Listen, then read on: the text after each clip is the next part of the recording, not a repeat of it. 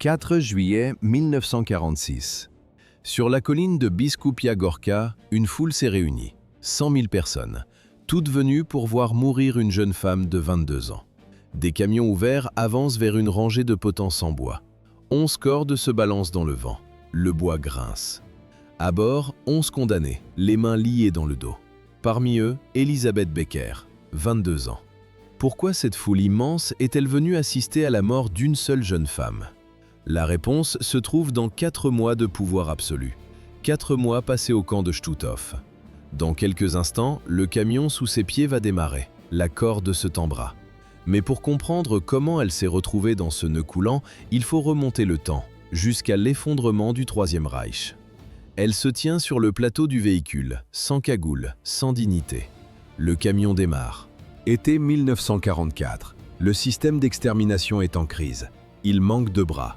L'Armée rouge vient de lancer l'opération Bagration, anéantissant le groupe d'armées centre. Le Reich panique. Il a besoin de main-d'œuvre, à n'importe quel prix. La SS se tourne alors vers les femmes des communautés locales, celles qui vivent près des camps. On pourrait imaginer une mobilisation forcée, une conscription sous peine de mort. La réalité est différente. Le service dans les camps est volontaire pour les femmes. Un refus n'entraîne aucune sanction. Elizabeth Becker reçoit sa convocation. Le camp du Stutthof, à 35 km à l'est de Danzig. Elle aurait pu refuser. Aucune archive ne mentionne de punition pour une femme ayant décliné ce poste. Elle aurait pu dire non, prétendre une maladie, trouver un autre travail. Mais elle n'a pas refusé. Elle a accepté.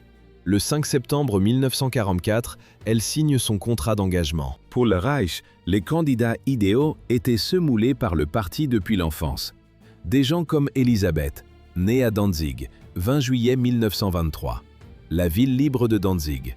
Une famille allemande, une enfance ordinaire. Aucune trace de traumatisme, aucun signe avant-coureur de ce qu'elle allait devenir.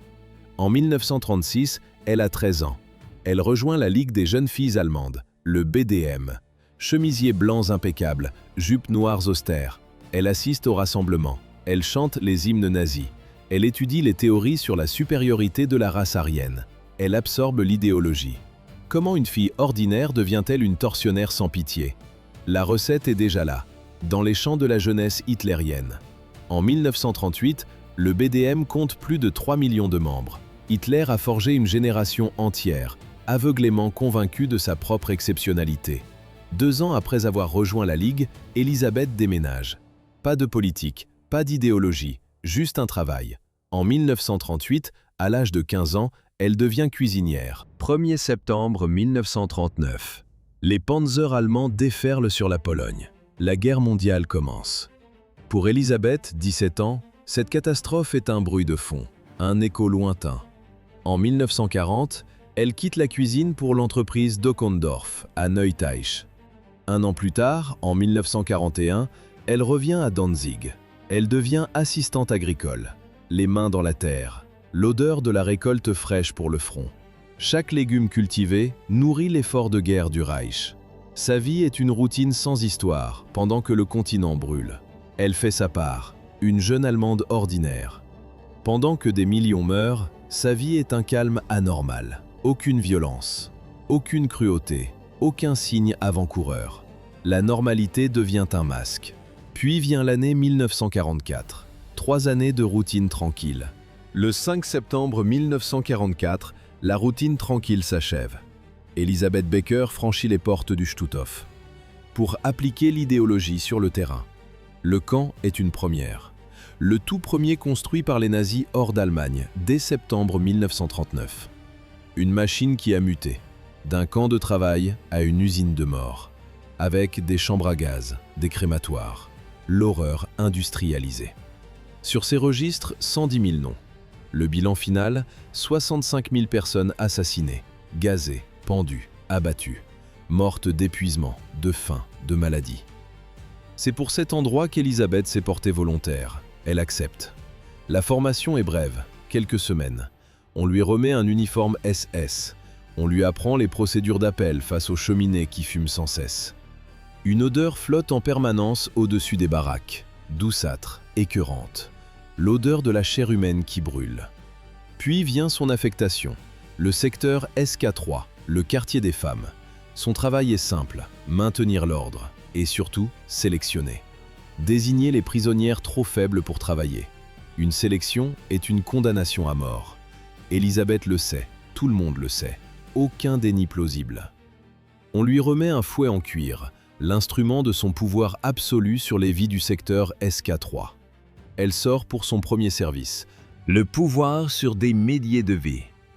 L'ancienne cuisinière oublie instantanément la pitié. Dans sa main de 21 ans, un fouet pour chien. Les survivants la décriront plus tard, sans cœur, sans âme.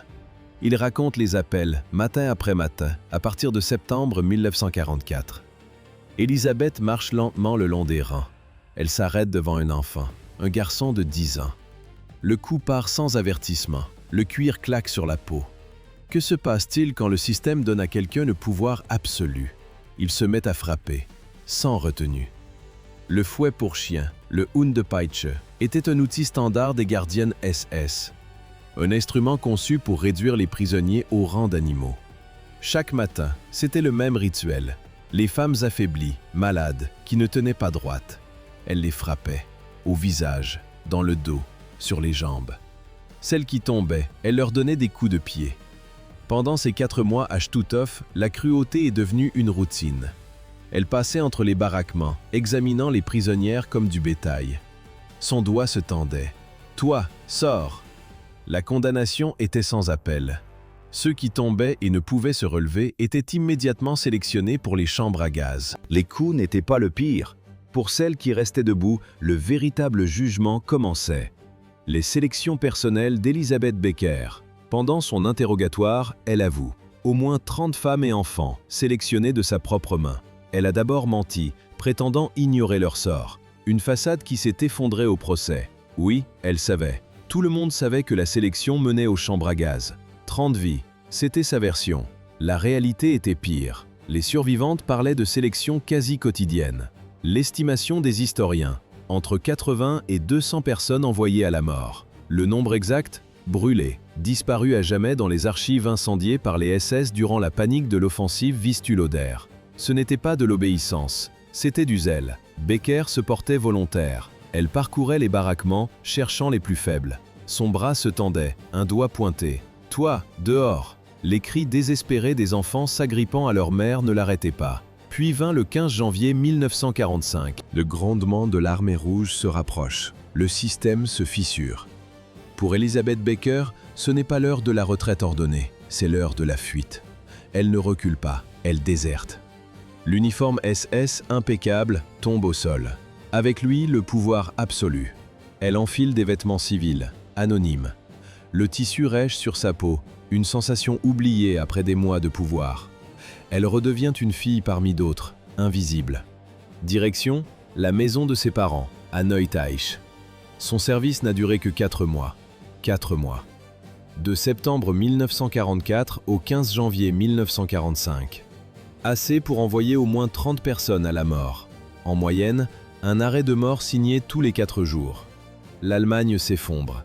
La guerre est finie. La traque des criminels commence. Le 13 avril 1945, la police polonaise frappe à sa porte. Quelqu'un l'a reconnue. L'anonymat est terminé. Elle est emmenée à la prison de Gdansk. Dans sa cellule, elle est jeune, jolie. Une simple fille après tout. Elle tente de charmer ces geôliers polonais. Elle flirte avec eux. Que ressentaient les bourreaux face à leurs victimes? Jenny Barkman, elle, s'ennuyait et changeait de coiffure. Le flirt dans la prison de Gdansk s'arrête net. Le 25 avril 1946, le premier procès du Stutthof s'ouvre. 13 accusés sur le banc, d'anciens gardes, d'anciens capots. Et Elisabeth Becker.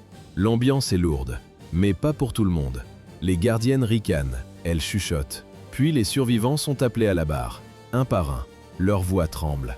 L'écho des sanglots brise le silence du tribunal quand ils pointent du doigt leur tortionnaire.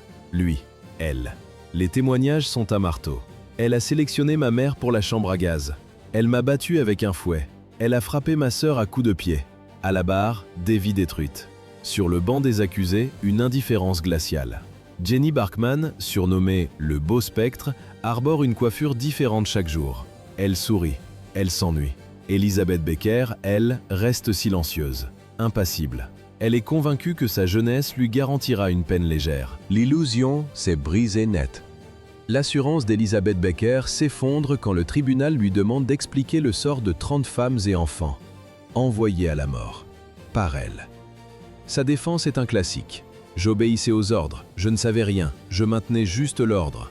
Mais face aux preuves, face aux survivants, le récit craque. Elle avoue. Oui, elle a sélectionné 30 personnes pour la chambre à gaz. Son excuse, elle n'avait pas le choix. Un refus et elle aurait été punie, peut-être tuée. Un mensonge. Les procureurs le démolissent. Le procès de Nuremberg a déjà statué. Pour la première fois dans l'histoire, le devoir moral d'un individu est placé au-dessus d'un ordre militaire illégal. Le droit international a changé pour toujours. Suivre un ordre n'est plus une excuse pour un crime de guerre. Les archives SS sont formelles. Aucun garde n'a jamais été exécuté pour avoir refusé de participer au massacre. La procédure était bureaucratique. Ceux qui refusaient étaient simplement transférés, affectés à d'autres postes, pas tués. Elizabeth Becker avait le choix. Les témoignages des survivants brisent un autre mythe, celui de la gardienne moins coupable, moins puissante. La réalité est inverse. Elles étaient souvent plus brutales que les hommes. Leur contact avec les prisonniers était direct, quotidien. Elles menaient les sélections, elles administraient les coups. Elles étaient un rouage essentiel de la machine de mort. Le 31 mai 1946 approchait. Une surveillante de 22 ans pouvait-elle échapper à la corde? Le tribunal lui-même estimait que 15 ans de prison suffiraient. 11 peines de mort. Elizabeth Becker entend son nom. La mort par pendaison. Le monde s'effondre. La réalité la frappe. Elle va mourir. Elle a 22 ans. Dans sa cellule, la panique. Elle saisit une plume, du papier. Le grattement nerveux de la plume sur la feuille. Un son désespéré. Elle écrit au président polonais Bolesław Bierut. Elle supplie. Elle écrit que ses actions n'étaient pas si graves, pas comme celles des autres. Que son temps de service était court, sa jeunesse, son innocence perdue. Mais le tribunal lui-même hésite. Les juges, face à cette jeune femme de 22 ans, recommandent la clémence. La peine de mort commuée en 15 ans de prison. 15 ans. Cela signifiait une libération en 1961, à 37 ans. Une grande partie de sa vie encore devant elle. La recommandation officielle de grâce est transmise sur le bureau du président. Le sort d'Elizabeth Becker reposait sur une seule signature, celle du président, Bolesław Bierut. Il a examiné le dossier, la clémence recommandée par le tribunal, les lettres désespérées de la jeune femme. Sa réponse fut un refus, absolu. Pas de grâce, pas de commutation. La sentence de mort est maintenue. Car Elizabeth Becker avait sélectionné 30 personnes pour le gaz. Elle avait frappé des enfants au fouet. Elle avait participé au génocide. 4 mois étaient suffisants. La jeunesse n'était pas une excuse. Obéir aux ordres, pas une excuse. Elle serait pendue. La date est fixée, le lieu, Biskupia Gorka, une colline près de Gdansk. La méthode, pendaison publique par chute courte. Pas la chute longue, qui brise la nuque et provoque une inconscience instantanée. Non, la chute courte. Une corde rugueuse, une secousse brève. La mort par strangulation, lente, douloureuse, publique. Le 4 juillet 1946, la femme qui est montée sur l'échafaud ce jour-là n'était pas un monstre de naissance. C'était une fille ordinaire, une fille qu'il n'a fallu que 4 mois pour transformer en bourreau. À 13 ans, elle rejoint la Ligue des jeunes filles allemandes. Une vie banale, une assistante agricole. À quelle vitesse la psyché humaine se brise-t-elle? Pour Elisabeth, 4 mois en suffit. Du 5 septembre 1944 au 15 janvier 1945, seulement 4 mois. Pour passer d'aide ménagère à tueuse de masse. La banalité du mal. Le concept prouve que le génocide n'est pas l'œuvre de psychopathes, mais de simples citoyens qui ont reçu le pouvoir. Et un ordre. 30 vies anéanties, au minimum. Elle ne se contentait pas d'obéir, le pouvoir la grisait. Elle ne refusait rien. Elle allait au-delà du nécessaire. De sa propre initiative, elle choisissait qui allait mourir. Le 4 juillet 1946, Elizabeth Becker meurt. Elle a 22 ans. Son corps se balance au bout d'une corde, face à la foule. Un spectacle brutal. Mais son sort est une exception, car pour des milliers d'autres, l'histoire se termine différemment. Pas de potence, pas de jugement. Juste une mort paisible, des décennies plus tard, dans un lit chaud. Le système des camps nazis comptait environ 3700 femmes gardiennes. Becker fut l'une des rares à être attrapée. Le procès du Stutthof n'était qu'une anomalie statistique. La justice, une loterie. Après la guerre, les autres sont simplement rentrées chez elles. Elles ont changé de nom, brûlé leurs papiers. Elles se sont fondues dans le silence des villes allemandes reconstruites. Ont eu des familles, des vies pleines, des vies volées à leurs victimes. La grande majorité de ces femmes n'a jamais été poursuivie. Le sort d'Elisabeth Becker, elle, a soulevé un débat. Méritait-elle la potence, celle qui n'avait fait que suivre les ordres? Sa requête en grâce arrive sur le bureau du président polonais Bolesław Bierut.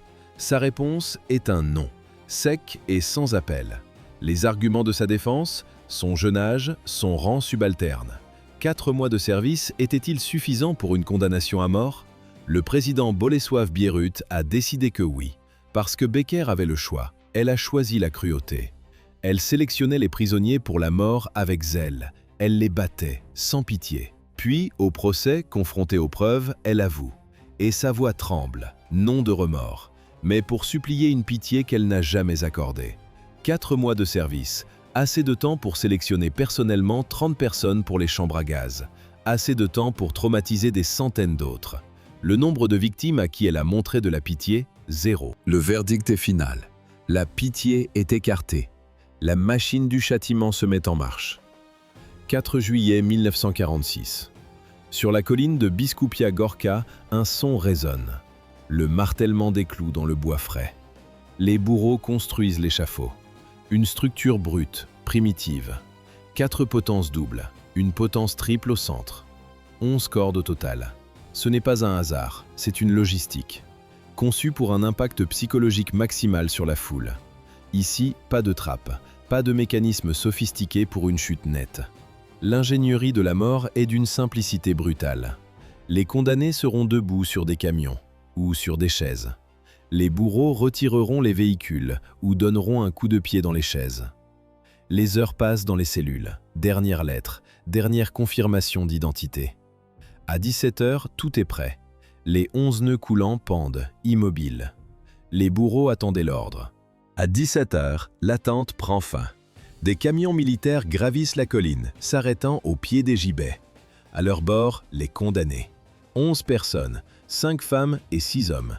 Leurs visages sont nus, aucune cagoule. Pourquoi refuser les cagoules?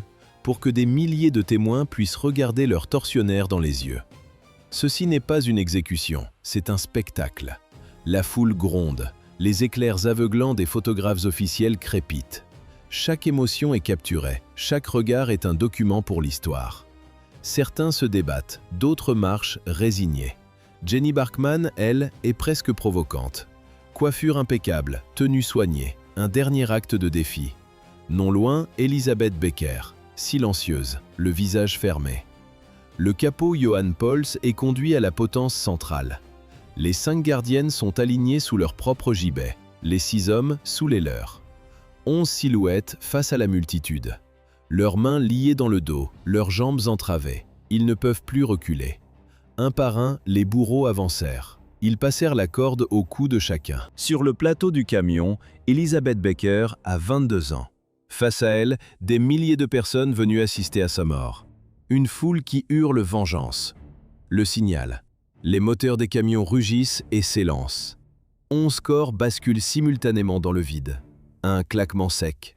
11 cordes tendues à l'extrême. Pour certains, la nuque se brise net, inconscience immédiate, mort rapide. Pour les autres, l'agonie commence. Le corps de Jenny Barkman se débat, se tord dans une danse macabre. Son visage, déformé par la suffocation. Elle est encore vivante.